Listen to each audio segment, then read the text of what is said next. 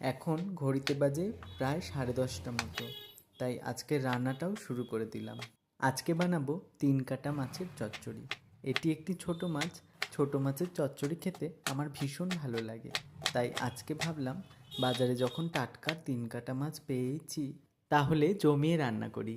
এই 3 কাটা মাছ আমাদের ওখানে সোদপুরের বাজারে কখনো আমি দেখিনি।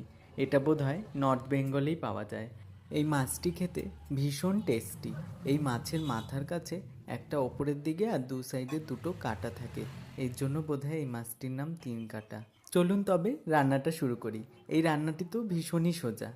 প্রথমেই মাছের মধ্যে অল্প নুন হলুদ দিয়ে মেখে রেখে দেব। তারপর ঝিরিঝিরি করে আলু পেঁয়াজ কাটার মধ্যে একদম সামান্য আদা রসুন কুচি, দুটো কাঁচা লঙ্কা, স্বাদমতো লবণ, হলুদের গুঁড়ো, কাশ্মীরি লঙ্কার গুঁড়ো, একটু জিরের গুঁড়ো, টমেটো কুচি আর সর্ষের তেল দিয়ে ভালো করে মেখে নেব।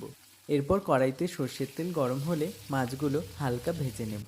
বেশি কড়া করে ভাজার দরকার নেই। মাছগুলো ভাজা হয়ে গেছে। এবার ওই একই তেলে কালো জিরা ফোড়ন দিয়ে মেখে রাখা আলু পেঁয়াজের মিশ্রণটি দিয়ে দেব।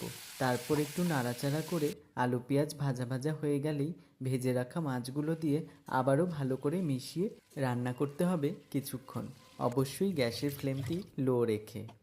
নিভো নিভো আছে এইভাবে রান্না করতে করতেই তেল ছেড়ে দেবে। সেই সময় লবণ লাগলে স্বাদমতো লবণ আর অল্প চিনি দিয়েই নাড়াচাড়া করে ওপর থেকে ধনেপাতা ছড়িয়ে দিলেই তৈরি 3 কাটা মাছের চচ্চড়ি।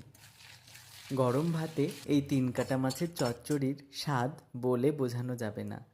খেতে ভীষণই টেস্টি হয়েছিল এই 3 কাটা মাছের চচ্চড়ি। এটা যে কোনো ছোটো মাছ দিয়েই এইভাবে বানাতে পারেন। কত সহজেই আপনাদের শিখিয়ে দিলাম ছোটো মাছের চচ্চড়ি। তাহলে বাড়িতে বানান এবং আমাকে জানান কেমন হয়েছে।